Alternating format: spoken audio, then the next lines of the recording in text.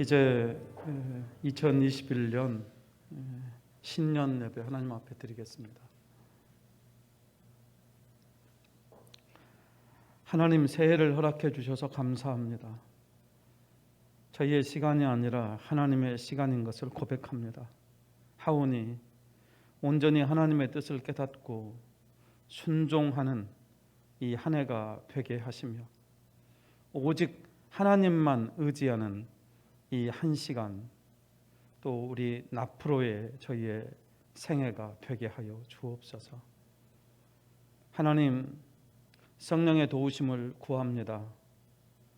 주 성령이시여 사모하는 이들 가운데로 오시옵소서. 예수 그리스도 이름으로 기도드립니다. 아멘. 이제 다 함께 일어나셔서 경배와 찬양으로 나아가겠습니다.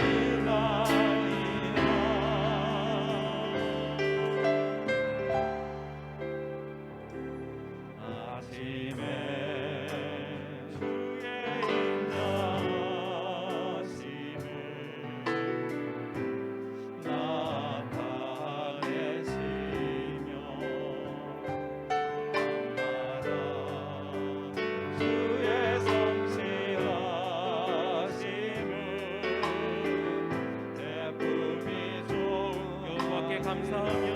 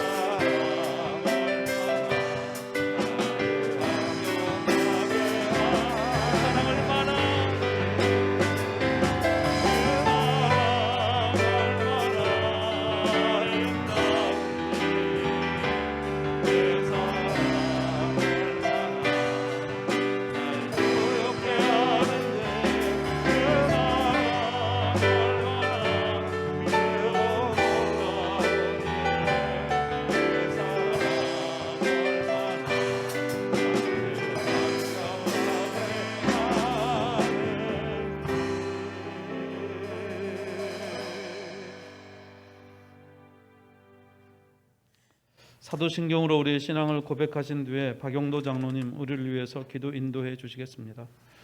나는 전능하신 아버지 하나님 천지의 창조주를 믿습니다. 나는 그의 유일하신 아들 우리 주 예수 그리스도를 믿습니다. 그는 성령으로 잉태되어 동정녀 마리아에게서 나시고 본디오 빌라도에게 고난을 받아 십자가에 못 박혀 죽으시고 장사된 지 사흘 만에 죽은 자 가운데서 다시 살아나셨으며 하늘에 오르시어 전능하신 아버지 하나님 우편에 앉아 계시다가 거기로부터 살아있는 자와 죽은 자를 심판하러 오십니다. 나는 성령을 믿으며 거룩한 공교회와 성도의 교제와 죄를 용서받는 것과 몸의 부활과 영생을 믿습니다. 아멘.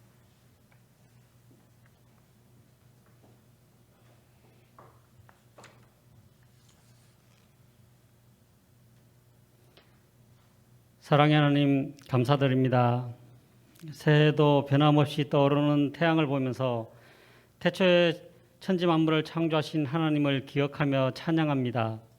저희들에게도 이번 새해도 허락하여 주시고 이렇게 주님을 예배할 수 있는 은혜를 내려주셔서 참으로 감사를 드립니다.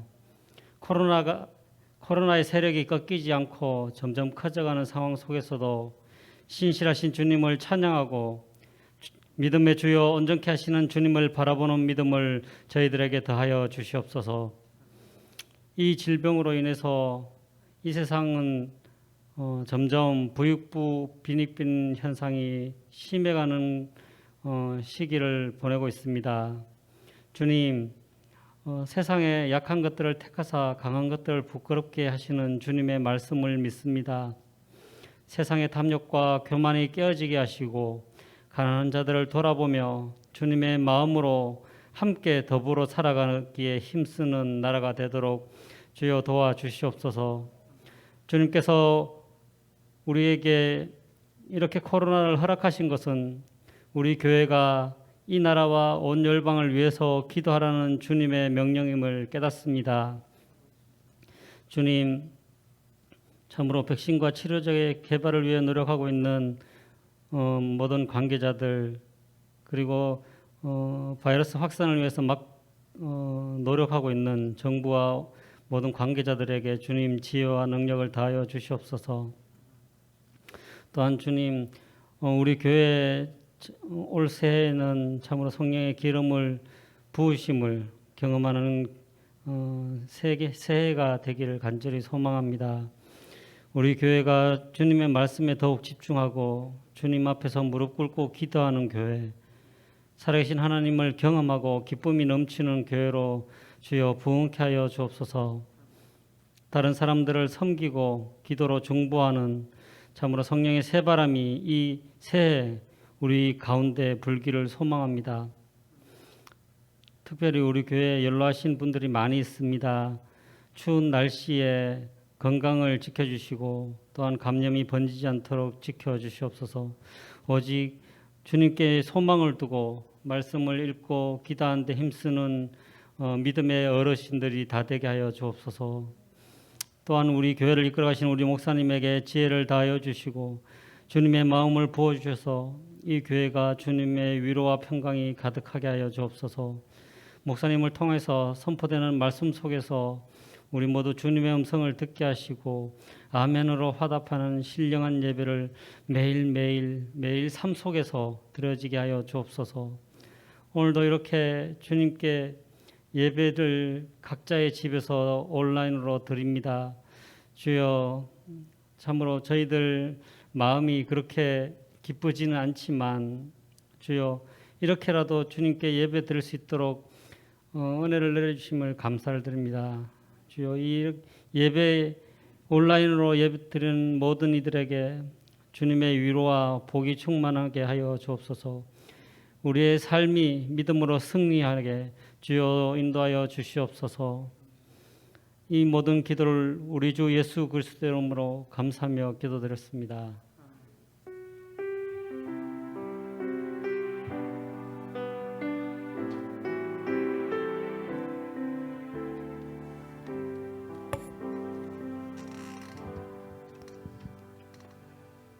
다 함께 당신은 하나님의 거룩한 성전이라는 노래를 찬양하면서 서로를 축복하겠습니다.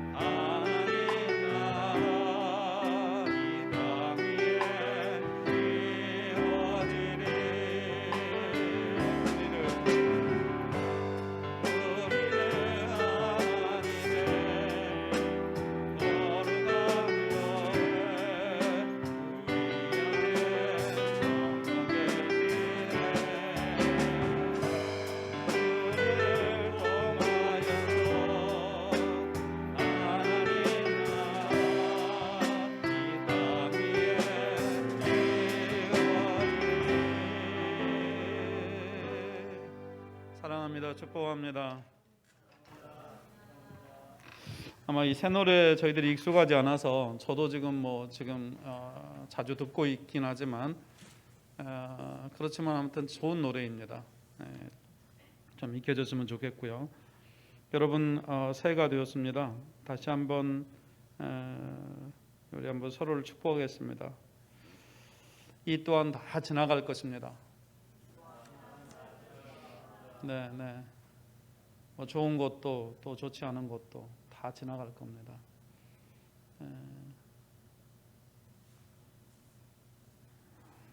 집에서 예배 드리신 우리 성도 여러분에게도 하나님의 위로와 평강이 있기를 소망합니다.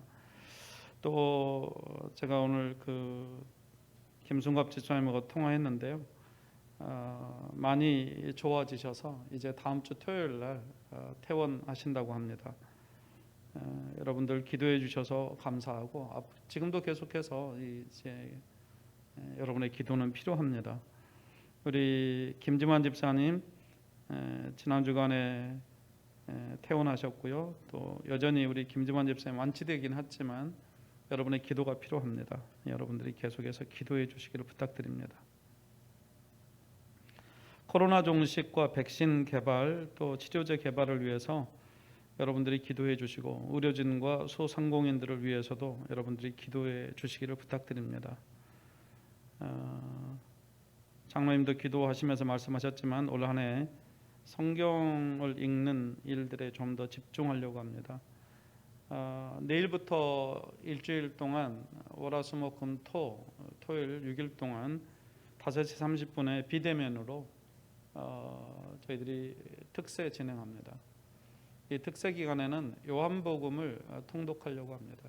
여러분들이 그렇게 하시고 그래서 오늘 사실은 보통 새해 첫 주 설교가 우리 주제 설교를 하는데 오늘 주제 설교를 하지 않고 성경과 그리고 이제 요한복음을 쓴 그 목적에 대해서만 여러분에게 좀 말씀을 나누려고 합니다. 네, 이제 하나님의 말씀 우리가 함께 보겠습니다. 하나님의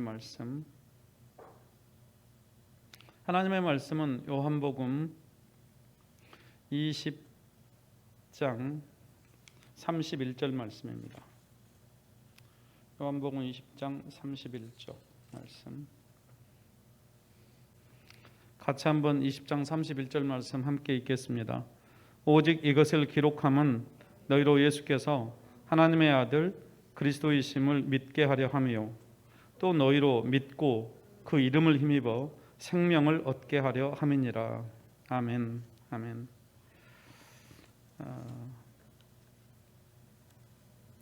사도 바울이 디모데후서 3장을 시작하면서 말세에는 고통하는 때가 이를 것이라고 말씀하면서 3장 2절로 5절까지 그 말세의 징조, 그러니까 증세들에 대해서 쭉 기록하고 있습니다.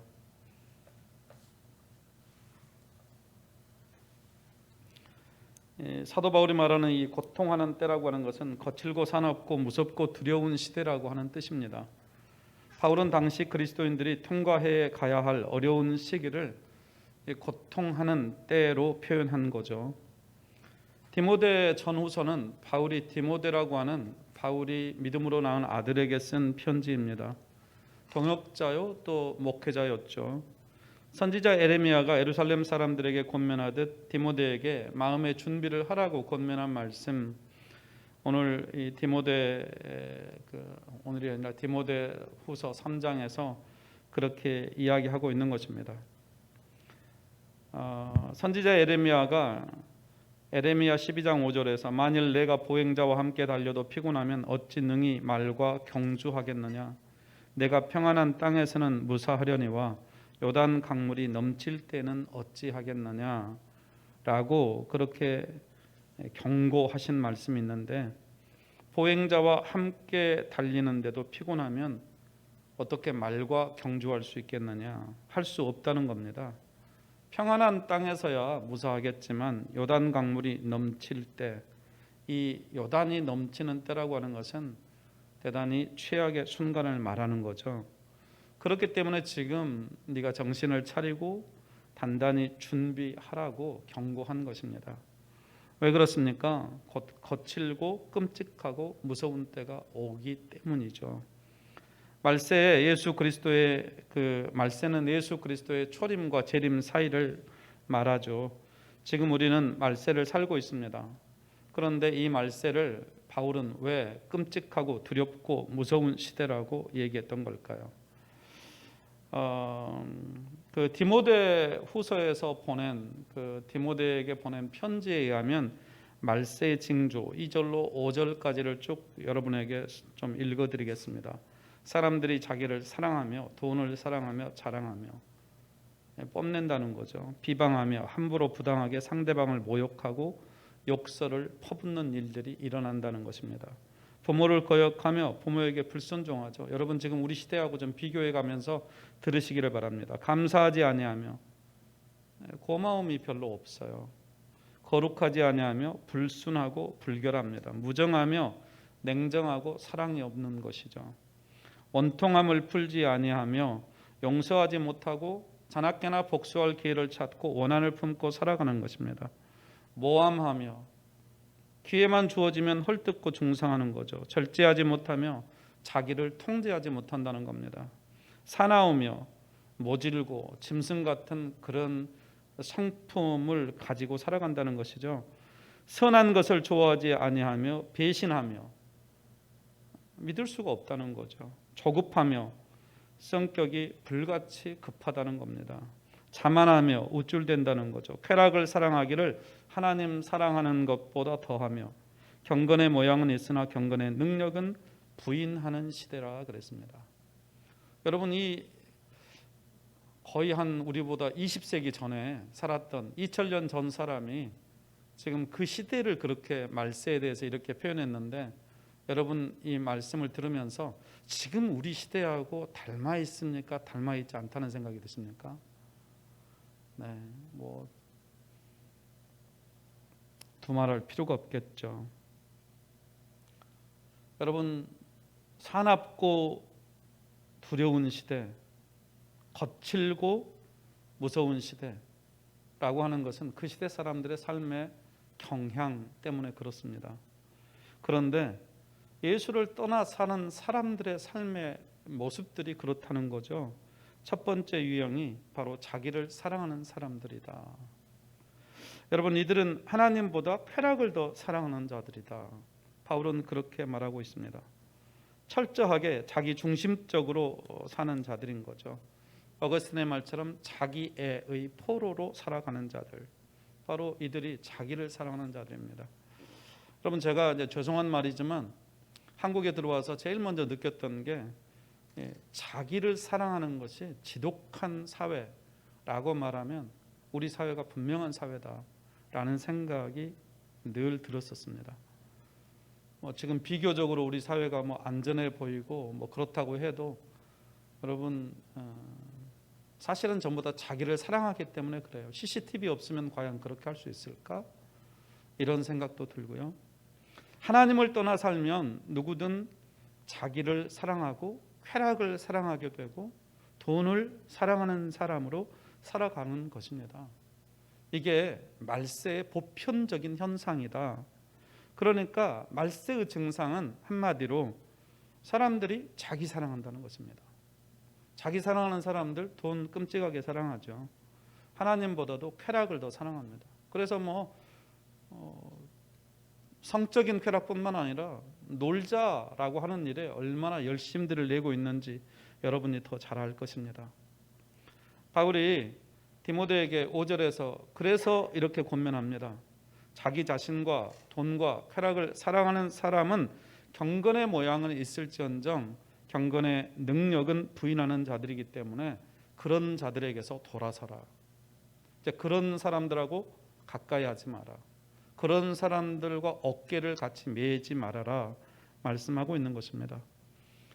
불행하게도 우리는 지극히 자기중심적인 문화 속에서 살아가고 있습니다. 사람들을 봐도 그렇죠. 자기를 더 사랑합니다. 문제는 예수 믿는 사람들도 이 시대적 조류에 부응해서 이 세대와 이 세대에 협력하며 살아가는 것이죠. 세대 속에 녹아서 살아가는 것이죠. 그래서 이제 그 현상으로 나타나는 것은 경건의 모양은 있지만 능력은 나타나지 않는 것입니다.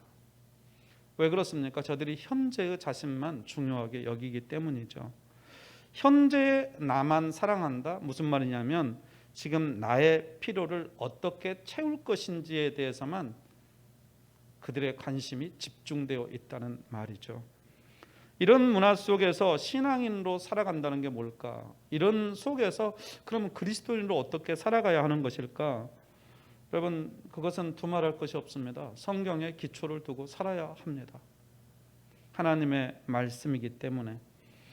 디모데후서 3장 17절에서 바울이 디모데에게 권면하는 말씀은 모든 성경은 하나님의 감동으로 된 것으로, 그러니까 신앙을 가르치고 잘못된 것을 교정하기에 충분한 책이기 때문에 그들을 책망하고 그들로 하여금 선한 삶을 살도록 훈련시키기 때문에, 바로 그렇기 때문에 하나님의 말씀으로 살아야 한다고 지금 말하고 있는 것이죠. 바울은 사람들이 자기를 사랑할 때, 돈과 세상의 마음을 쏟고 살아갈 때 성경만이 그들을 제자리로 돌아가게 할 수 있는 유일한 방법이라고 지금 디모데에게 권면하고 있는 것입니다. 당시 사람들, 성경 속에 많은 진리와 규칙들이 있죠. 저도 최근에 어떤 분과 얘기를 하다 보면 성경이 모든 것을 알려준다고 생각하는데요. 여러분, 성경은 모든 것을 알려주는 책이 아닙니다. 성경은 과학서적도 아닙니다. 성경은 어떤 목적을 가지고 쓰여진 책이죠. 그러나 성경은 우리를 의로 교육하기에 유익하다 그랬습니다. 우리로 선한 일을 행하는 데 있어서 온전하도록 그렇게 구비시켜 준다 그랬습니다. 성경은 우리 속에 있는 생각들, 영과 혼과 관절과 골수를 찔러서 쪼갠다 그랬습니다. 이 모든 것이 영, 혼, 관절, 골수는 보이지 않는 것들이에요. 보이지 않는 것들을 볼 수 있게 만들어주는 거죠. 근데 그 볼 수 있는 것들은 미래를 보는 것이 아니라 우리의 잘못된 것, 속에 있는 것, 은밀한 것, 깊은 것, 이런 생각들을 다 드러나게 하는 것이 주의 말씀이라는 것입니다.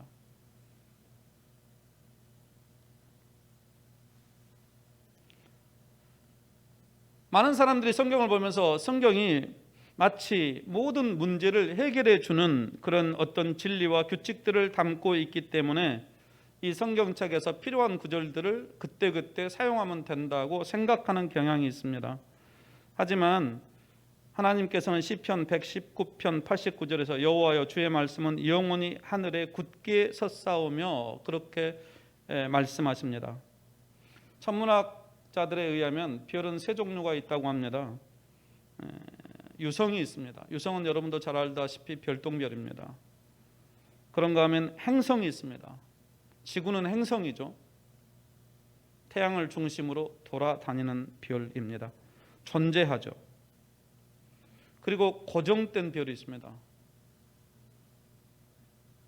어디를 돌아다니지 않고 탁 머물러 있는, 북극성 같은 것은 고정된 별이죠. 여러분, 이 유성은 밤하늘에 아주 빛을 내며 떨어지는 것들 우리가 보죠. 하룻밤에도 수많은 별들이 지는 것들을 우리들이 볼 수 있습니다.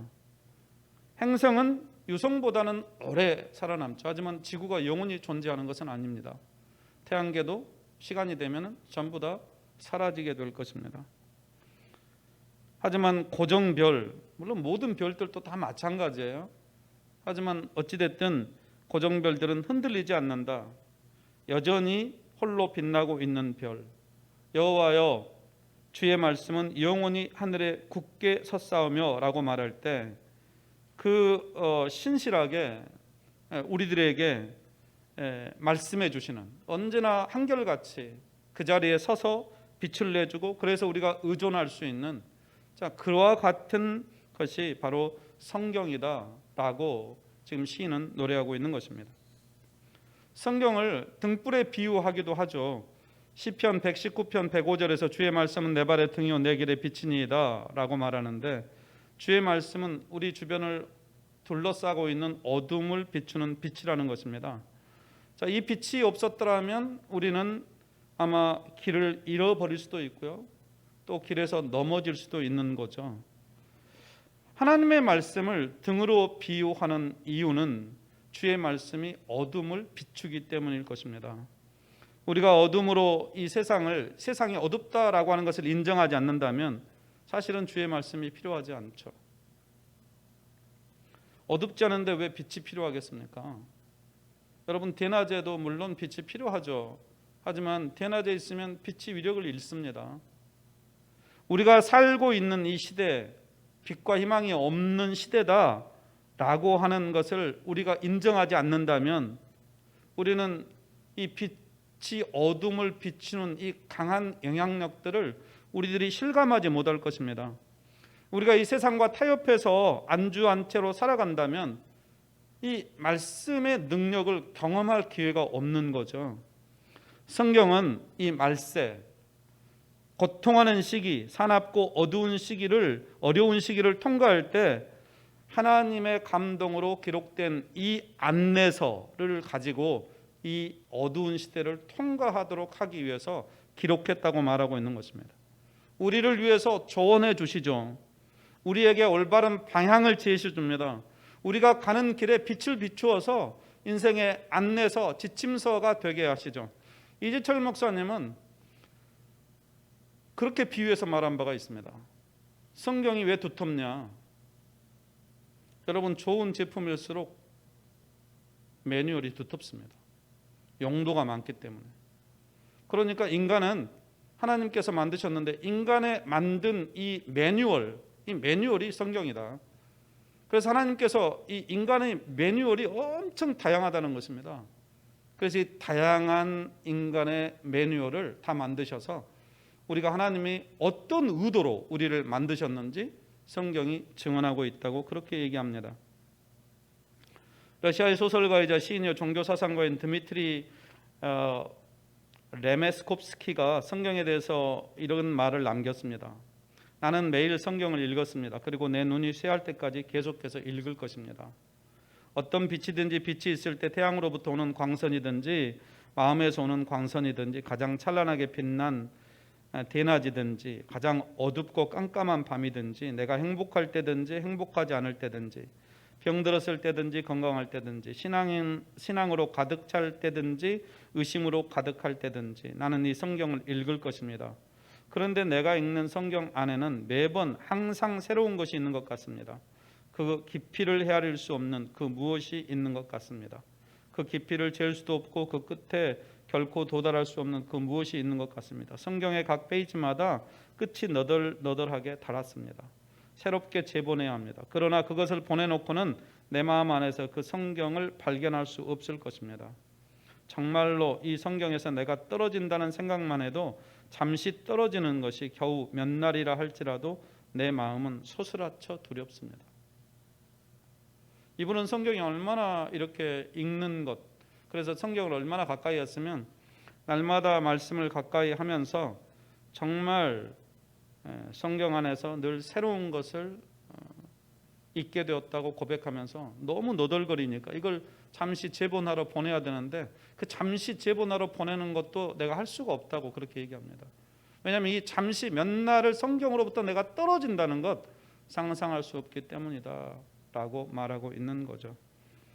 여러분, 그리스도인들에게 성경은 영혼이라고 해도 과언이 아닐 것입니다. 우리는 성경 속에서 누구를 만납니까? 수많은 인물들을 만납니다. 아담과 하와, 또 뭐 족장들, 이스라엘의 사사들, 그리고 부패한 왕들, 또 그런가 하면 정말 대단한 왕들도 만납니다. 예언자들, 시인들, 신약으로 넘어오면 예수님, 제자들, 사도들, 복음 전도자들 성경에서 만나게 됩니다. 성경 속에서 여러분 수많은 사건들, 저들의 미움과 사랑과 배신과 증오와 울음과 웃음과 통곡과 절망과 수많은 이야기들을 저희들이 성경 속에서 만나게 됩니다. 멀리 배를 타고 밤바다를 항해하는 사람들에게는 꼭 필요한 항해에 필요한 것들이 있습니다. 나침반입니다. 또 저들이 하늘을 볼 줄 아는 그런 별빛이 필요할 것입니다. 마찬가지로 캄캄한 바다와 같은 인생길을 항해하는 저와 여러분에게도 성경이 필요한 것입니다. 왜냐하면 성경이 우리 인생의 길을 안내해 줄 것이기 때문에 그렇습니다. 지금 저희는 풍요로운 세상에서 살죠. 제가 어렸을 때보다는 정말 풍요로운 세상에서 삽니다. 과학기술도 엄청나게 발달했습니다. 사물 인터넷, 지금 뭐 우리가 정말 대단한 시대에서 살고 있죠. 웬만한 지식이나 정보 쉽게 얻을 수 있는, 뭐 목사님 뭐라고 하면 그런갑다 옛날에는 그렇게 들었지만 요즘 그렇게 안 하죠. 여러분들이 당장 쳐보죠. 그래서 정말 목사님이 말씀하신 것이 맞나? 라고 그렇게 확인했습니다. 또 종교다원주의, 개인주의, 세속주의, 여러분 이런 세상에서 저희들이 살아갑니다. 그런데 이런 세상에서 살아가고 있는 저와 여러분에게, 그리스도인들이에요. 그리스도인들에게 과연 성경이 뭐고 성경이 어떤 의미가 있는 것일까요? 성경은 하나님의 말씀이라는 사실에는 모두 다 동의합니다. 제가 말씀드렸듯이 시편 119편 105절에서 주의 말씀은 내 발의 등이요 내 길의 빛이니이다. 암송하는 구절이죠. 또 30절 119편 130절에 주의 말씀을 열면 빛이 비쳐 우둔한 사람들을 깨닫게 하나이다. 주의 말씀이 우리로 하여금 이렇게 지혜를 얻게 하고 잘못된 것을 드러나게 하신다는 말입니다. 바울은 성경의 목적에 대해서 이렇게 말합니다. 무엇이든지 전에 기록한 바는 우리의 교훈을 위하여 기록된 것이니 우리로 하여금 인내로 또는 성경의 위로로 소망을 가지게 함이니라. 로마서 15장 4절 말씀입니다. 성경은 하나님의 뜻에 따라 구원을 이루기 위해서 주어진 하나님의 말씀이 기록된 책이죠. 성경에 기록된 말씀을 통해서 우리는 가르침을 받고 깨달음을 얻고 우리 마음과 정신과 영혼이 하나님을 향하게 되는 것입니다. 중요한 것은 그 말씀을 듣기만 하는 것이 아니라 듣고 실천하는 것이죠. 성경을 읽는 이유, 첫째는 하나님의 말씀이 하나님의 뜻이 무엇인지를 알기 위해서입니다. 두 번째는 그 뜻을 실천하기 위해서이죠. 자, 하나님의 뜻을 알려면 그래서 성경을 연구해야 하는 것입니다.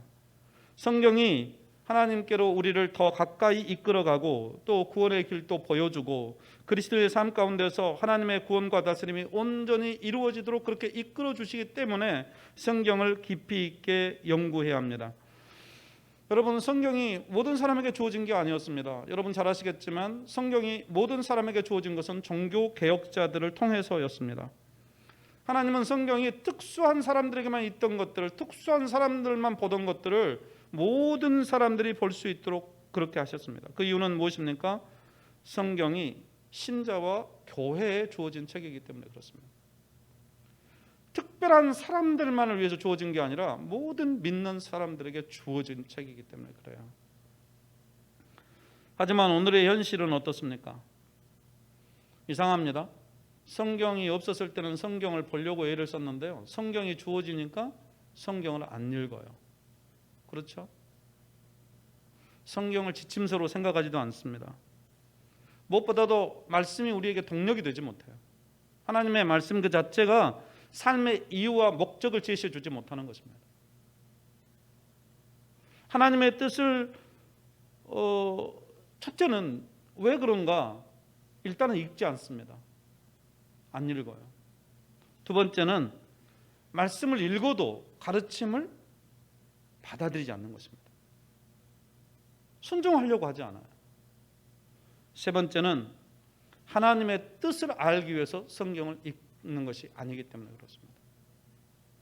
그러니까 하나님의 뜻이 무엇인가를 알기 위해서 성경을 연구하고 읽는 것이 아니라 그냥 읽는 거죠. 교회에서 읽으라고 하니까. 여러분, 이거는 진짜 성경을 잘못 읽는 거죠. 성경을 읽는 방식이 여러 가지가 있지만 성경을 통해서 성경을 읽는 가장 큰 이유는 하나님의 뜻을 듣기 위해서입니다. 오늘 지금 내가 살아가고 있는 이 삶의 자리에서 하나님의 음성을 듣고 그 말씀을 내가 살아내려고. 오늘 또 캐나다에서 어떤 분이 그 아침에 수냄 여인을 통해서 받은 이야기를 저한테 이렇게 해주시더라고요. 요즘에는 카카오니까 뭐 세계 다 연결되지 않습니까? 그러면 와요. 자기 아들을 살리기 위해서 그 엘리사에게 달려갔던, 우리가 생명을, 기도라는 것이 생명을 살리기 위해서 저렇게 정말 애를 쓰는 것이구나. 그렇게 이제 아침에 오늘 그 말씀을 받아들인 겁니다. 제가 그래서 그랬습니다. 기도란 모든 맥락이 있습니다. 그래서 기도를 정의할 때 성경에서 여러 가지로 정의가 됩니다. 하지만 기본적으로 기도는 하나님의 뜻을 알기 위해서 기도하고 그 뜻에 순종하기 위해서 기도하는 것입니다. 부모가 자녀를 살리기 위해서 애를 쓰는 것이 너무나 당연한 일이죠. 하지만 정말 중요한 것은 사역자가, 부모와 자녀 관계가 아니지 않습니까? 사역자가 그 영혼을 소중히 여기면서 그 영혼을 살리기 위해서 저렇게 애를 쓰는 모습, 이건 참으로 귀한 일이죠. 이거는 목회자에게만 필요한 마음은 아니고 모든 주의 일을 하는 사람에게 필요한 마음입니다. 제가 그렇게 얘기를 했습니다. 여러분,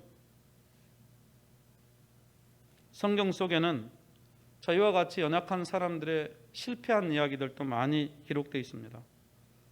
연약한 사람들이 어떻게 하나님을 만나서 생애 전환점을 마련했는지 그 구도자의 길들이 거기 기록되어 있어요.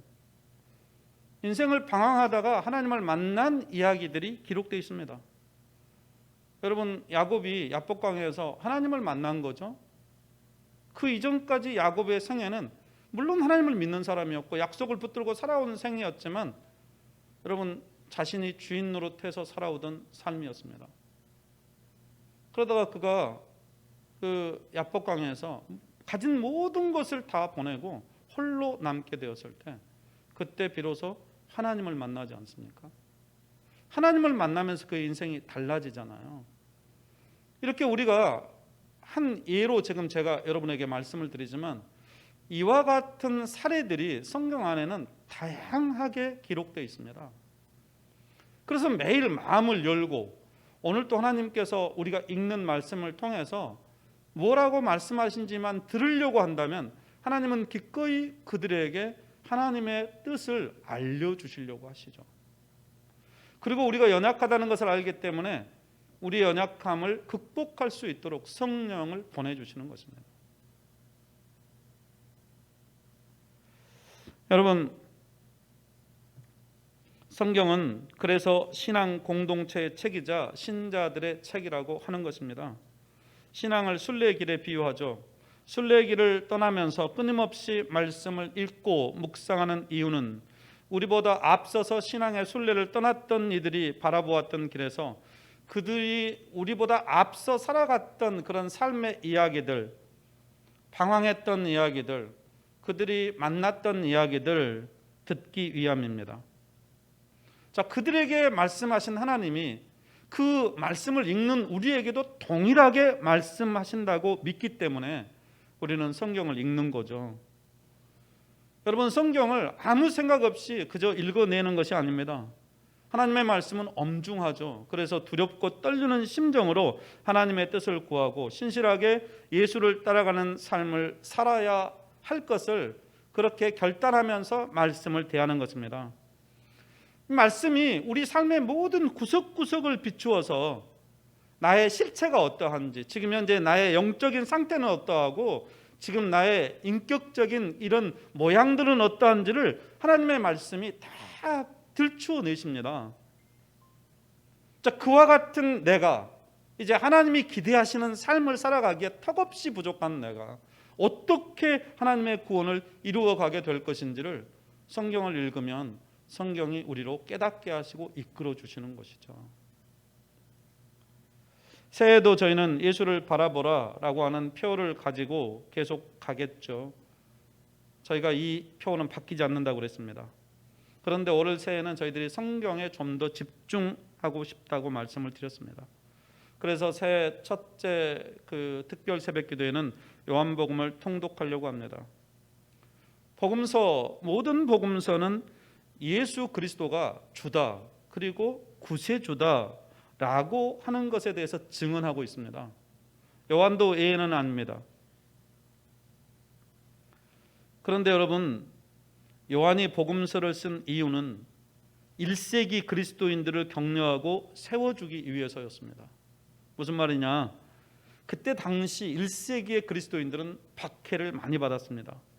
유대인들에게도 박해를 받고 로마인들에 의해서도 박해를 받았습니다. 그래서 정말 시련이 많았습니다. 큰 환난을 겪었습니다. 그리스도인들 가운데는 오늘도 마찬가지예요. 그렇게 생각하는 사람들이 있습니다. 예수 믿으면 모든 문제가 해결된다고 생각하는 사람들이 있습니다. 그렇지 않습니다. 당시 그리스도인들도 예외는 아니었습니다. 예수 믿으면 모든 문제를 극복할 수 있다라고 생각을 했던 거죠. 그렇지만 오히려 더 예수 믿기 때문에 시련을 당하고 환난을 겪었습니다. 그러자 저들이 복음에 대해서, 그들이 전해 들었던 복음에 대해서 의심하는 사람들이 일어나기 시작한 거죠. 그래서 요한이 복음서를 쓴 것입니다. 당시 그리스도인들은 살아생전에 예수님이 오실 것으로 믿었어요. 그래서 주님이 재림하셔서 이제 약속하신 모든 것들을 이룰 것이라고 기대했습니다. 그런데 예수님은 시간이 지나도 오지 않으셨죠.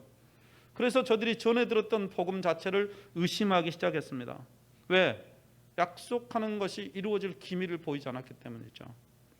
그뿐만 아닙니다. 거짓 교사들의 그런 거짓 가르침도 교회를 대단히 어지럽게 했습니다. 초기 그리스도인들을 어지럽게 했던 두 가지 가장 큰 그런 가르침이 뭐였냐? 자, 예수가 나사렛에서 나셨는데 마치 하나님이 성육신 하신 것처럼 보였지만 진짜 사람이 된 것은 아니라고 주장하는 그런 유대교 무리들이 있었습니다. 왜냐하면 이들은 하나님은 유일하셔야 되고 한 분이신데 하늘에 계신 하나님이 사람이 되시면 이분이 도대체 하나님도 하나님이고 이분도 하나님이면 이게 유일신이라고 하는 이 사상 체계에 이게 어긋나잖아요. 그래서 저들이 이걸 이게 맞추려고 했던 것이 뭐였냐면 하나님이 예수가 되시는 것입니다. 이것은 잘못된 것이죠. 하나님, 성부 하나님이 계시고 성자 예수님이 계시고 성령 하나님이 따로 계십니다. 여러분 그렇게 아셔야 돼요. 그래서 이 세 분이 함께 사역을 하신다. 그래서 나오는 교리가 삼위일체 아닙니까? 두 번째는 자, 인간이었는데 처음에, 그런데 나사렛 예수가 세례를 받을 때 그리스도가 예수 속에 들어오셨다. 그러다가 이제 활동을 하시고 십자가에 내달리셨을 때 이제 그 몸을 떠났다. 그러니까 하나님의 영이 여기까지 왔다가 세례 받을 때 왔다가 십자가에 달렸을 때 떠나신 거예요. 여러분, 그러니 죽은 자는 인간 예수가 죽었을 뿐이다 라고 주장하는 사람들도 있었습니다. 그래서 오늘 우리가 읽은 오늘 요한복음 20장 31절에서 이렇게 말하는 것입니다. 오직 이것을 기록함은 너희로 예수께서 하나님의 아들 그리스도이심을 믿게 하려 함이요 또 너희로 믿고 그 이름을 힘입어 생명을 얻게 하려 함이니라. 요한은 거짓 가르침 때문에 혼란스러워하고 흔들리는 그런 교회 성도들을 믿음으로 바로 세우기 위해서 이 복음서를 기록한 것입니다. 그러니까 요한이 믿지 않은 사람들에게 예수를 전하기 위해서 쓴 게 아니라 이미 믿고 있는 그리스도인들에게, 물론 그렇죠, 믿고 있는 그리스도인들에게 저들의 믿음을 견고하게 하도록 하기 위해서 이 복음서를 썼어요.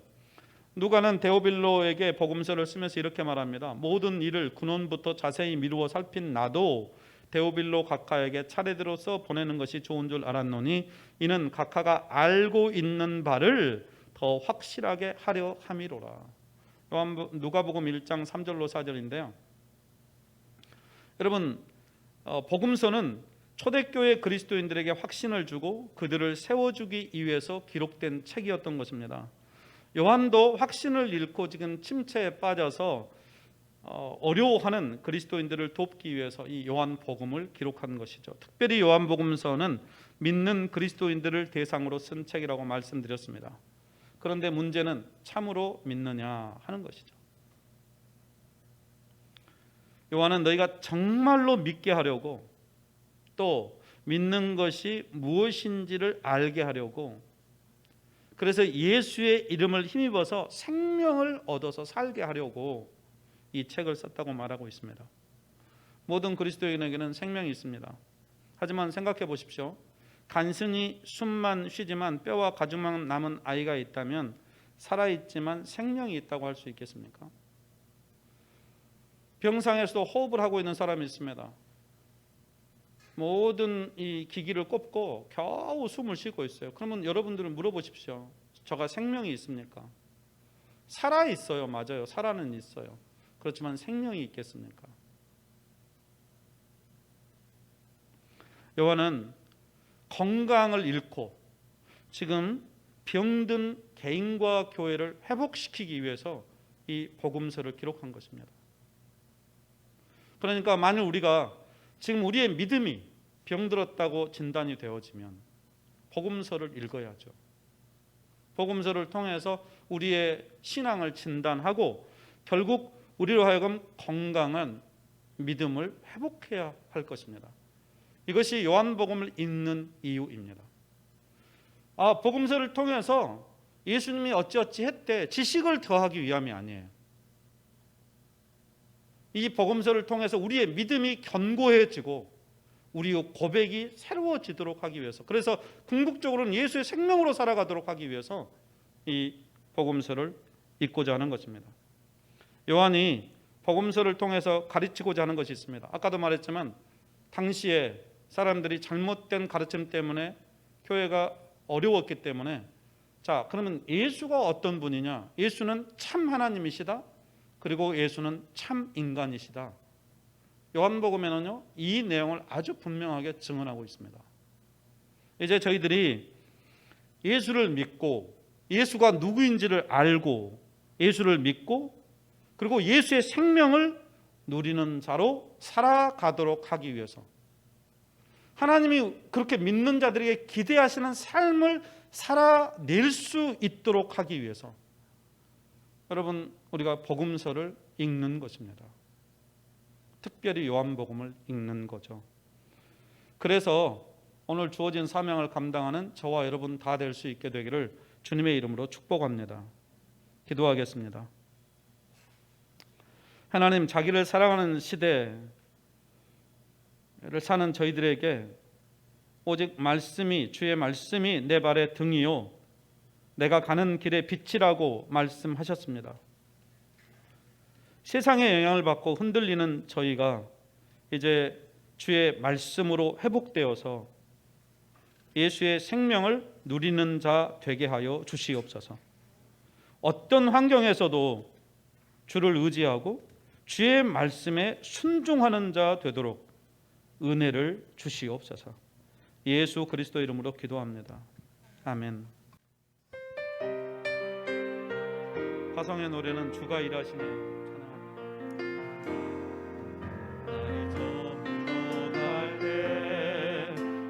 하늘에서 걸을 때 그때가 하나님의 때.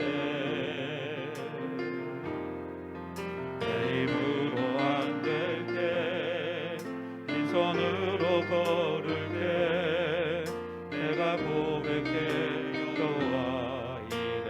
우리 모인 이곳에 우리 모인 이곳에 주님 함께 계시네. 우리 내 아버지의 젖은 떡과 물고기 내 모든 걸 드릴 때 모두 고백해 여호와 이래. 일하시네 주가 일하시네 아끼지 않는 자에게 주가 일하시네 주가 일하시네 신뢰하며 걷는 자에게 주가 일하시네 주가 일하시네 주가 일하시네 아끼지 않는 자에게 주가 일하시네 주가 일하시네 신뢰하며 걷는 자에게.